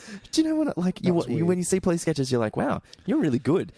Like you're an actual artist because you need to be a police sketch artist. That's true. You need to be fucking good at your job. It was the 2B pencil that they used was really. It was like the Simpsons version of him. Worst. Go on. What else you got for the rundown of Cobra? Yep. So later in the film, there's a bit where he's cleaning his gun, which I imagine wouldn't particularly be. Oh no, he's building his gun with the laser sight. He's building the gun. I feel like that's on not the cover. Yeah, on the cover, the gun. The gun. Which I assume would not be a particularly peaceful activity. It would make some noise. It would be pretty kind of like you'd be crashing Cleaning metal together, like you'd be kind of stuff. Yeah. I love how he finishes it, and he notices after that Bridget Nielsen's not asleep, and he asks her, "Oh, can't sleep." No shit, man. You're making so much fucking noise over there. Shut the fuck making this gun. No, I'm trying to sleep. I'm really stressed out at the moment. I've got people killing me, and you're sitting there. And across Can you maybe shut the fuck up? Okay. Or go into another room? Oh, man. Cobra. That was awesome. That was hilarious. Fucking dickhead. No, that was terrible. It was terrible. What else have we got? It was bad. So... This goes on from the COBRA, establishing COBRA as like a unique character. Yep. I don't like. I think it's funny how everything has to be the extreme version of. Like he doesn't chew a toothpick; he chews a match. A match, yes. When he gets in the car, they don't just take off from the car spot. No, he does a burnout. Every single time, too. Every time. Yeah. It's like they can't just let him be as a character. That's true. Everything has to be of that. the turned up to 11 version of that. He can't eat a pizza. He has to cut it with scissors. Which is he can't put his newspaper in the bin. He has to put it in the barbecue. Yeah. It's so on the nose. Yeah. Like we are clever enough to see that. We're not going. We don't. At any point was that considered cool? Does anyone sit turning there it up to 11? Like, no. or was it always just kind of remotely ineffective, where it was very see through as a cause for this? Like any viewer would sit it because I mean this wasn't particularly reviewed well when it came out. Would it be based on the fact that we're sitting there, aside from the movie, having a lot of flaws? But the character itself, while trying to make it the coolest, most baddest extreme character ever, is actually having the opposite effect. Yeah. And he now just becomes a bit lame. I think it's one of those things. It felt like one of those things that they committed to at the start that he, as that character, just pushed all the way through. I feel they committed that to the start. And then, you know what? To make him as bad as we can, we're going to make him do everything to 11. I get you. Do you know what I mean? I think it didn't feel like that. Is it just Stallone sitting there going, it'd be cool? If I did a burnout. That was a bit Sorry, that was Arnie. I'm going to do I can't do it. Fuck it. Why don't we even try? Mr. I am the law. Shit. That's not bad. Yeah. That's because the only bit I know, that's the funniest bit to me, where he, in Judge Dredd, goes, I'm the broken law. I am the law. That's not bad. Yeah. All right. So let's wrap it up. Let's sum up. Let's get to the finale. The crux of it. Well, I do want to talk about the finale a little bit. Go for it. Unfortunately, this movie it grinds to a halt for about 20 minutes in the diner scene. Oh yeah, random. And then they end up banging, and it's kind of like, well, where did this come from? It was so forced. Like it's so forced. And they were actually there were a couple at this point, which is out of control. Like really, his car. His wife, and it just makes it. Unfortunately, it makes the movie feel a lot longer than it is as well. It does, because this is a cool 85 minutes. Yeah, but it was quick. That middle 20 minutes, an hour and 20, all of a sudden makes me feel like it. I'm like, it doesn't feel like it, and I put the blame on that. I think if this movie was the opening, Yep. the hospital, the finale. Oh, right. That'd be a good movie. Eliminate. You can still have actually the bit of the chase sequence. Like the chase sequence is it's fine. It's not a good chase, but it's fine to have it when he trashes the Batmobile. Yeah. And it's called the Cobra car. The Cobra car. The Cobra Kai car. The Cobra Kai car. No, that's Karate Kid. No. I like this. I like the the hotel stuff. Only because he figures out about the dirty police officer. Yes. Which that's effective to a degree. So blatant. Yeah. Oh, my God. It's like... She's on the phone. Why is she on the phone? Why didn't you use the phone in your room? That was good. That wasn't bad. See, I'm getting better at it. This just turned into us trying to do Stallone. But no, it was... had they shortened it down... Had they just streamlined it, removed that whole... We don't need to know about her and him. We don't need to see them falling in love together. You can intersperse good character development into action if you are clever enough. Yep. I was reading a thing recently about the effectiveness of James Cameron's use of exposition. Fucking hell, it's early. We got there. Like James Cameron is clever at exposition because he always gives exposition during action. Right. Yeah. So that's a good point. it's like in Terminator. It's in a car chase. Yeah. You know. This is that kind of movie. We could have had the action. We could have built character with her and Cobra. That's true. But it didn't need to be like true. legitimately. We're going to sit down in a diner and he's going to make a weird joke, like which I'm sure was an ad lib. Yeah. Some like a joke about he looks like I can't remember what it was, but whatever. Makes a shit joke. Sits down. They eat some food. They talk about like love and stuff. It's like, have you ever loved anybody or something? Have you ever had someone? And it's just like, come on. Some forced bullshit. And it goes for. Ever. It really does. And we don't need it, man. We definitely don't need it because not every... I get movies having like a romantic thing, you know, and I feel like it's in there though, like if it's... Well, it seems to me that romance was a forced addition. Sorry, fucking hell. Was a forced addition in these kind of action movies because that's what studio executives thought would get female viewers. Yes. So that the man could say, I want to see this action movie. Babe, you're going to love it because they fall in love. Right? Yes. And so that was kind of their you know... Go-to for it. Yeah. This doesn't seem... I don't know how anyone thought this would have a female audience. This film was never built around that. This film is built to be men. Men shooting each other. Yeah. They weren't trying to get a female audience. No. So why put it in there? Why use that? This is just Stallone making sure that everyone knows that the hot woman in the movie would fall for him. And not Gonzalez. And poor old Gonzalez, who's a nice dude, man, and just gets shot up. He doesn't wash his hands. No, he does not wash his hands. Yeah. But yeah, I understand what you're saying. So like, that really, that part, that fucks with me, man, because I'm like, let's just keep it a cool 80 minutes. Let's make a good, swift action movie. And then suddenly this becomes a 3-star movie, you know, and it's the movie that you talk about and go, you know, like it's not great, but it's got some killer action and it's swift and it's to the point and it doesn't fuck around. And now it does. Now it's one of those movies where it's like, it's got some good bits in it. It's batshit crazy, but it's just, it's all right. It's fine. It's slow. You know, there's slow patches and you got to get through them. And it's like, well, now I'm not really selling it. Exactly. And you know, when you think about what I'm saying before, the whole let's get a bunch of friends together a bit drunk and watch it. Yeah. What do you like? Exactly. You can kind of talk over this movie and watch it as well because you're not going to... And that bit becomes the fucking let's go get another drink bit. Yeah, like, exactly. If anything, it's toilet break. Yeah. You know? Anyway. So that leads us to our finale. We're finally here. Yep. What a fucking... I did like the like when the shootout started. Yep. It was almost like Mad Max with the amount of motorbikes that were after them and him just gunning them down. It did go a bit Road Warrior, didn't it? Yeah, it was awesome. I didn't mind that. I was like, I think there was some pretty clever action in this. It wasn't boring by any stretch. Boring. There was the cuts were quite blatant. The fact that going back to the first car chase on the freeway, how they'd cut. They're on a freeway. They're doing what they do, and then all of a sudden, bang! They're in an alley in LA, and I'm like, hang on a minute, how do we get from the highway to there? I have no sense of geography in this film whatsoever. What the hell? Like, not like they're at this hotel, which to me looked like a different hotel from the one they were in the night before. Yeah, it really did. When they came out in the morning, like, hang on a minute, I'm like, that's not really here. That's not where they stayed. Yeah, it looked like a motor inn, and then this one looks like a cottage kind of thing. Yeah, there were like more trees or something. Yeah. And then there's a barn in the background. I'm like, what? Yeah. Where did that come from? Barn? Because I swore it looked like a It looked like a roadside hotel. and with like a neon sign kind of style. No. And I don't know how, like, they just drive for a little while and then they're at a foundry. Is that the same foundry where they were axe dancing?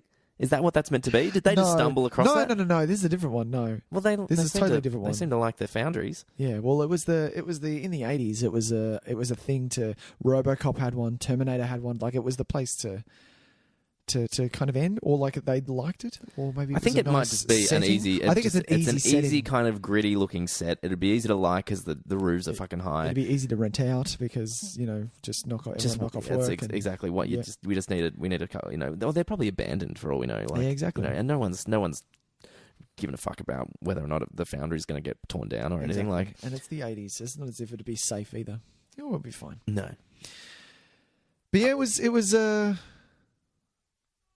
Yeah, see, there you go. It's just a big shoot up. It's just a big shoot up.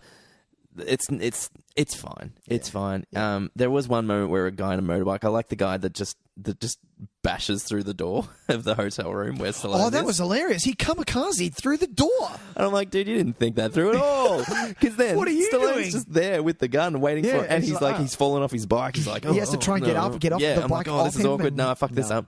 I'm like, what are you trying to do, man? What was your end game there? What was your end game? Because that's not a sacrifice. Because they're still in the room. They're no. It was random. Anyway, it was random. It's fine. Yeah, so we get to the foundry and we have a kind of blasé punch up between the Night Stalker and Night Slasher, Cobra.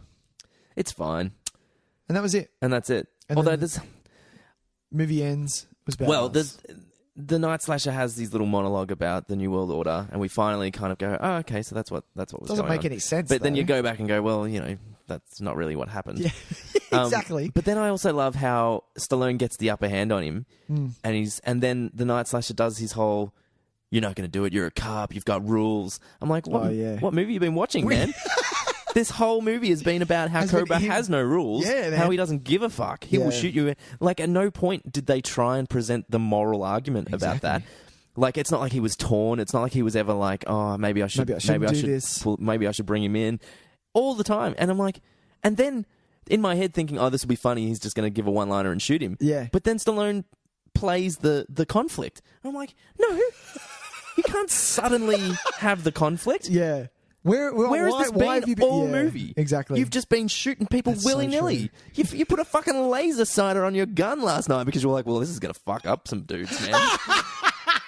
And now you can't just do that. Yeah. That made me mad. That made you mad? Because I was like, it should just be a shoot up. It should just be a big, and he should get a good. Oh, he gets a pretty good.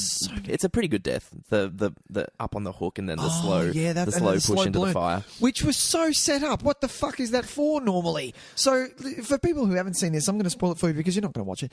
He literally puts him up on a hook that looks like it moves around meat. It looked like a meat hook to me. Yeah. Right. So he goes in. They're in a foundry which there is fire and lava and blah blah blah and all that stuff. And he just, the hook moves him through. It's like a furnace. A furnace which is as big as the Jurassic Park gate. Yeah. Right. And it looks made for human size. Yeah, exactly. It's so big, and there's flames from just all sides, and then it just torches this. I don't know what they're for. Is it like would you hang a big log? No. Or no? Would you hang like a big pot, like not like a cooking pot, but you know how they have those and they're full of lava and they tip them? I know. Would you maybe hang one of them on that and then push it? What are the through? top burners for then, Tys? It made no sense. This thing was made to cook bad guys, and it did. It cooked him up good. And to be honest, I was like, oh, that was pretty original. It was made for him, but it was pretty original. Yeah, it's not the worst bad guy death. No. I do like a good, satisfying bad guy death. I just wish their fight had been... You've been showing me these axes this whole movie. Well, this is the thing. This is what got cut out. Fight? This is reading about it. This is what got cut out a lot. A lot of the double axe kills were cut out of this movie. Because they're too violent. They were too violent. Sure. They didn't want that. At least we did get our Stallone axe fight many years later in the OK Bullet to the Head. Did you see that movie? What movie? Bullet to the Head. No. It's a Walter Hill movie with Sylvester Stallone, and at the end, him and Jason Momoa, who is the bad guy, so it's new, recent, 2012ish, have an axe fight. That is awesome, and it's pretty great. The rest of the movie is fine, but that's pretty great. I have not seen that. Anyway, that's the fucking end of the movie. And then they leave the foundry and he had to punch the square cop I did like that bit though, because that prick pissed me off. Well, he's a pompous dick. But you know what I'm sorry, the guy that all he said, he's not wrong. He's like, I don't know if they would have been my methods. Do you mean not blowing up an entire small town? Yeah, I would hope that wouldn't be everyone's methods. I like it. I like it a bit. You're on board punch the nerd? I am punching the nerd, yeah. I'm all for punching that arsehole. And especially because how he punched him, he shook his hand, punched him, held on to the hand that he's shaking so he could stand him up. Go, there you go, mate. Are you all right? You're right. Yeah. Well done. It's just, I did like that. But it was so it was the one last thing where it's like, I'm going to punch his Poindexter. It was so good. And then I'm going to ride my bike after the sunset. I went John Wayne then. So the vehicles in this movie. Yeah, but then she gets on the back of the bike and then there's this 80s pop rock song that's just like... It was called Cobra. The song was called... It was written for the movie, yeah. But it doesn't have any relevance to this movie. I'm expecting maybe something a bit more, Lethal Weapon-y 80s. This is like a beach anthem. This is fun party time, and they're cruising down the street on their bike. I'm like, where are you going, guys? What's the plan? Do you want to maybe, you got reports to write, Cobra? No, you're not getting... He doesn't write reports. Gonzalez writes everything. No, this movie should be called Gonzalez. No, it shouldn't. It should be called Cobra. And we haven't even talked about the fact that it's funny that his name's Marion. Yeah. Because, well, look, and it's John Wayne's original name. That's true. Funny that I keep dropping into a John Wayne impersonation. Yep. His name was Marion. But I also think that it's interesting because I don't think it might have been intentional initially, but then it doesn't pay off that they make this ultra symbol of masculinity. Yeah. Cobra. He's the rogue cop and he's banging Bridget Nielsen. He's ultimate man. But they give him the name Marion. And I'm like, that's actually... There is thought put into that. They give him a female name because they're like, we can present the most male. Yeah. And give him a female name. Yeah. They don't do anything with that idea because that's an interesting idea there. There's something to that. They don't do anything with it. No. But so, 2 points out of 10 for at least for the name, just attempting something. Because this is the kind of movie where I would expect him to be called Max Power. Yes. Max Power Cobretti. John Steele. Yeah, exactly. That's what I would expect from a movie like this. Yeah. So good on him. Marion Cobretti. Marion. And that's where they get the Cobra from. Cobretti. Yeah. Cobra. Well, he's not. And he has a Cobra. And he also has Cobra on his gun. His gun. He would have it tattooed somewhere, surely. He would, but he wasn't into tats at this point. As if we didn't see that. He gets later on That's in... Expendables days where he's literally... There are shots where he's getting tattooed. Yeah. For real. For real. For reals. Oh, man, so that's Cobra. That's Cobra. Ladies and gentlemen... I think you should watch it. I think anyone can give it a go. Have it a go. Look, have it a go. Jesus. Just watch it. My brother came and visited me this week and he's only listened to 2 episodes of this podcast and he's like, yeah. Get to the movies. I'm like, all right, we're going to get to the movies. He's like, what are you doing this week? We're doing Cobra. He's like, oh, I'm fucking in because it is to that fanboy level of watching Cobra. There are... This is why you have never heard of it. But people love it on a certain level. There are Stallone fans out there which Stallone can do no wrong. Yeah, but it's not on the same level as is it? Because I don't think it's in the same ballpark as for those 80s action kids. I'll go back to Commando. We'll use Commando. I think it's a Red Heat. I don't think it's a Commando. I think it's a Red Heat. Sure. Okay. Yeah. Fair enough. Because it's on that level. It's not as Commando is. So it's not. Do you know what I mean? It's probably second or third tier 80s action. So it does have its fans. Yeah. What are considered failures in the careers of these action guys, but some people they have their supporters. Fans are gonna of course they're gonna see it. Yeah. Interesting, yeah, but give it a watch. Get some friends together and we keep hanging shit on it, but God, fuck, it's bonkers. It's got some really funny bits in it. Yeah, if not, just watch it for the fun. Because it is a good time. Axes in the air, hoy. It's just not even choreographed well. What are they doing? It was awesome. How does it stop? Is there a timer? Does someone go, and we're done? No, I think it kind of teeters out, or maybe it. Do you reckon there's that one guy that keeps going? And everyone's like, fuck, Alan, we've finished. God damn it. Every time, man. We do 8 and then we stop on 8, mate. Okay? Mate. Sorry. Yeah, well done, Frank. It's your turn to buy lunch. Exactly. Your shout. Yeah. Okay, well, so that was Cobra. Yeah. Now we're going to move on. We are going to move on. We're moving on. I thought we talked too long about that movie. But that's okay. I think we talked about it an adequate amount of time. Yeah. Probably more than anyone's ever spoken about it before. That's true. I might go on a hunt and see if anyone's done a Cobra podcast and see what they say. It'd be interesting to compare notes. Or an essay. Do you reckon there's like a random like masculinity essay floating around some kind of, social sciences degree where someone goes into the false masculinity of Cobra? Absolutely. That definitely exists. It definitely exists. I'm almost 100% certain that would exist somewhere. Yeah. Okay, so the mailbag. Mailbag. Did you want to go first or am I? Is that what we call it? Mailbag? Yeah, sure. I like mailbag. No, you're doing mailbag this week. Okay. Well, we need a new name for it, but we'll get there. We do. We have had people follow us on Twitter, which was really, really good. Please follow us on Twitter. Yeah, get in there. We had a request on Twitter from Samantha De Rosario, my wife, who's just, I think, picking a bit of fun. Full disclosure. It is your wife. It is my wife. Not a random stranger. No. But that's fine. She brought up a really good topic that she would like us to cover. Sure. Which I feel is a bit early. It's a bit early in the days for this. We will do it. I think it's a really good idea. Okay. I think we'll do it a little bit later though. The topic is the Bechtel test. Is it Bechtel or Brechtel? I think it's Bechtel. Is there an R? Bechtel test? I thought it was Bechtel. Bechtel. Let's say Bechtel test. And the Bechtel test is it asks whether a work of fiction features at least two women or two girls who talk to each other about something other than a man or a boy that require the two girls to have names. So to be legitimate characters. Two named characters having a conversation about anything other than a man. Other than a man. Find a film. We should talk about... We'll discuss about that. Yeah, look, it's a good idea. It is. I think it's a great idea. I'd love to talk about it because I have opinions on... That makes me sound like a fucking... I have opinions on that. I have opinions but as a man. I do, yeah, exactly, yeah. No. Yeah, I can of tell course, you what to Of course we have opinions about this. Why wouldn't we? Because I think it's a very interesting experiment. I think it's kind of... It got taken, it got kind of misused, I think, as a judging meter of progressiveness in film. Yes, in a way that I think is ineffective. I think at its best, it's an interesting element to analyze in films that you think would pass. Yes, well, that's the thing. I think its best usage is if you look at a movie that is pitched entirely at women, and then for some reason that doesn't pass. I think that's where it's most useful. Yeah. I think trying to apply something like that to all films is, of course, is misleading. You're not going to be able to do that. No, and diminishes the quality of certain films.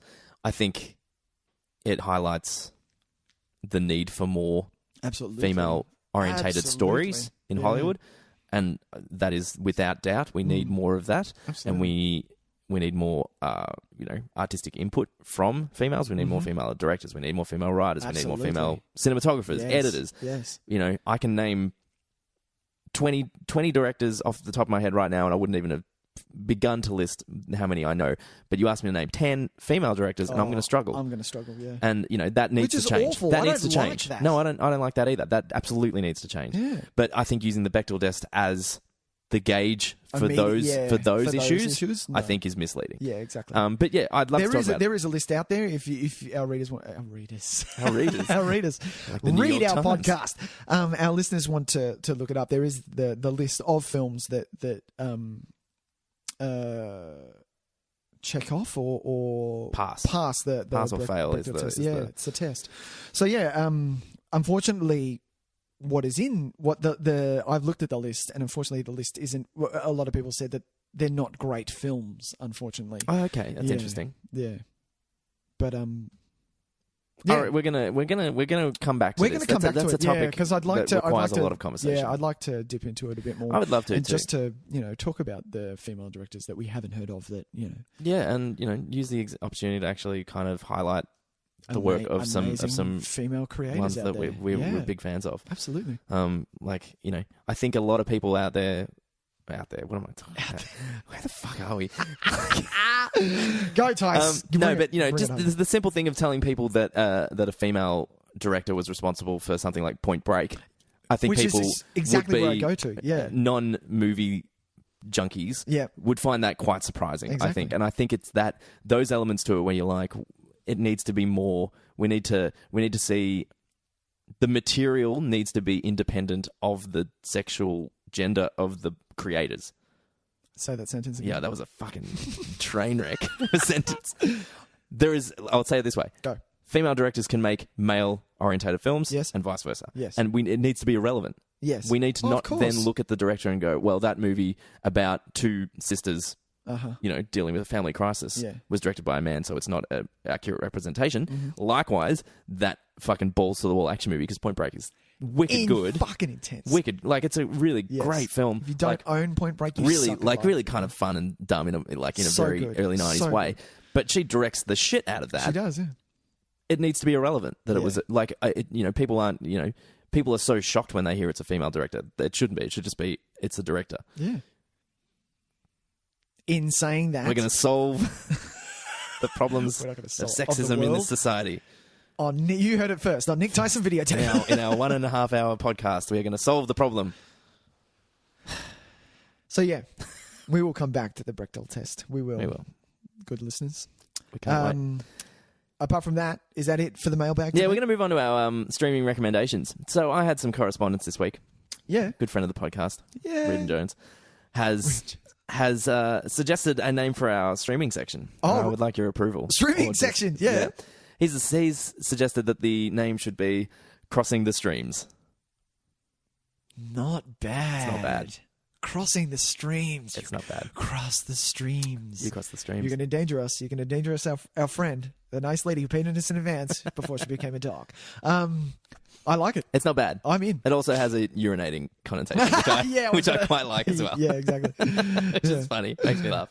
So thank you, Reardon Jones, for this week. Cross the streams. We're crossing the streams. We are. I'll go first. Yeah. My recommendation is from Netflix this week. Oh, lovely. Going back to Netflix after, I think I've actually done a few on Netflix, even though I said I'd do others. I have to decide. I have to pick from other things now, because all my last three have been stands. So.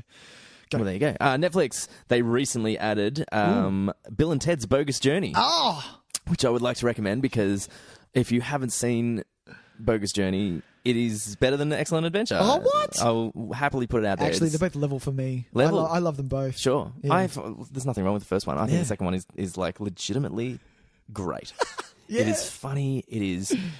Shout out to Rob Dog. It's bonkers. It's got a real surrealist quality to it. It's doing some really crazy stuff. That whole sequence in hell is just bizarre, crazy. isn't it? Like, they took a concept which was kind of simple on paper, like kids with a time machine assemble historical figures to make their project. Yeah, great. Sure. They've taken that, and it is like there are like robot doppelgangers who are taking over their lives, and they get sent to hell, and they meet the Grim Reaper, and then they go on a journey to save rock and roll, and become ZZ Top, and become ZZ Top, and build station, and like it's really bizarre and off the charts. Like, when you think about how they took what was initially a pretty simple concept for an original and then just turned it on its head for this sequel. Yeah. The two of them are so much fun. I love them both in it. Well, we were just talking about Keanu Reeves, Point Break. I'm like, why is he fresh in my mind? And Alex Winter from Lost Boys. Yep. And that's pretty much it. Is there anything else he did? And what was this? No, sorry, and the Bill and Ted series. Oh, and this, yeah. No, that was basically there. He's unfortunately, kind of, who's great. He's great in these movies. Yeah. And then you get William Sadler doing my favorite Grim Reaper. He's just so good. He's so good because he's got the perfect look for it. It's weird, indebted, like huge brow, and but it's so funny. Cool. Very cool. Best 3 out of 5. You sunk my battleship. I love him so much. So good. Yeah. Anyway, so get on it. I'm sure everyone's seen it. But if you haven't seen it in a while and you think it's just a trashy, it's whatever. So you can revisit it's a dumb it. movie. It does hold up. Oh, I've watched it very recently, and it's better it gets better the older you get, because I think as kids when we watched it we were just like, yeah, Bill and Ted's Bit of fun, yeah. Now we're old enough to realize that they're doing some really, really interesting shit in that movie, and they're trying really hard to do something that is unexpected, and I think they do it fairly well. Oh, nice. Get on it. Netflix. Mine is also Netflix. Yes, nice. For my Crossing the Streams this week. Crossing the Streams. Mine is, I know you'll be a fan of because you love the writer. My pick is Misery. I love this movie, and this movie absolutely holds up still. Full disclosure, I've never seen it. Tyson! Yeah, it's on one of my... that's one of my... How have you not seen this list? So yeah, directed by Rob Reiner. Yep. Amazing. Stars James Caan and Kathy Bates in a movie that had her win Best Actress for this film. Yeah. So good. If you just want a quick little... Obviously, it's 1990 it came out, so if it's not on your radar and if you want to know a little bit about it, it's about a famous author who gets rescued from a car crash by his #1 fan. And he comes to realise that she's a little bit of a nutter, and I'm going to leave you there. I watched this only, I think it was about a month ago. Oh, cool. Because I bought it from JB Hi-Fi because I needed it in my horror section. Sure. It's one of the best horrors / thrillers that is up there, and it still lands perfectly on its feet and is just one of those perfect films. Yeah, great. That the tension in there that is built so much, and Kathy Bates. I think it was my first ever Kathy Bates movie. Maybe not. I'm not sure. No, you would have seen something else with her in it by now. No. Recent. Oh, no. I'm talking about when I first saw Misery back in the day. No, that'd be most people's first experience with her then. Yeah? Because it was a big... I think she was only... Fried Green Tomatoes, maybe? No, I think she was Broadway... TV? No, wasn't there something in the 80s she did? She might have done a little bit of TV, but I have a feeling she was mostly Broadway and... state live theatre that led her... and small TV stuff that led her into this role. Her character, Annie Wilkes, in this goes hands down with one of the scariest characters of all time. Yeah, it's a classic. You fear this woman. You really do. Yeah, she does. She's one of those nutters. Just it's not full blown. It's just a little unhinged, and doesn't like. Apparently, it gets pretty full blown though. So good. Please watch it. It is my pick. Misery, directed by Rob Reiner. 1990 on Netflix. And ladies and gentlemen, that is it for Nick Tyson Videotape. Yeah, we're going to wrap it up. Next week, we're doing a little Oscars wrap-up. We're going to watch the Oscars. Yeah. So we're not going to watch them. We're going to review the Oscars, yes. would you say? Yeah. We're going to watch the ceremony. We're going to talk about what decisions we liked, what we didn't like, presenters, weird kind of awkward speeches. What we think about the presenter. Yeah. There's always just like some really bizarre choices. Things that land and things that don't land. And I think it's going to be one of those... controversial things. It's going to be a controversial year. I think it's going to be a year full of controversial speeches. And an atmosphere of... I feel it's you kind of preaching to the choir, though. It's 100% preaching to the choir. Everyone in this audience didn't vote for Trump. Well, do you know what I mean? There's some in maybe. there. There's some loud and proud Republicans in there. What's this time we're looking at you? No. Yeah. But it's going to be fun. But we're going to talk about it. It's always one of the most exciting times of the year for me. Speech. It is. It's my grand final. Yeah. It is Tys and I's grand final. We bonded over the fact that we take the day off and it's a good day. Stay up till 1 a.m. watching unless you watch it live. Which I'll probably try and watch it live this year. But yeah, anyway, so we'll be back next week for our Oscars discussion. Before we just sign off, we'll talk about the films? We'll have a bit of a chat about the films. Yeah. Well, obviously, because we don't want it to go for 4.5 hours. That's true. But we'll have a chat about the movies, and we'll decide. Well, mostly in regards to whether or not it was a correct decision or not. Correct decision, I guess. Correct on behalf decision. of the Academy. There's already some decisions that I didn't like. Well, and you've already nominated we disagree things. I disagree with 3/4 of the decisions that get made. Yeah. But that's just the nature of the game. That's the norm. Yeah, exactly. We don't get to decide these. Exactly. All right, man. Ladies and gentlemen, it's been fun. It's always fun. We'll see you next time. Bye. Bye. Bye.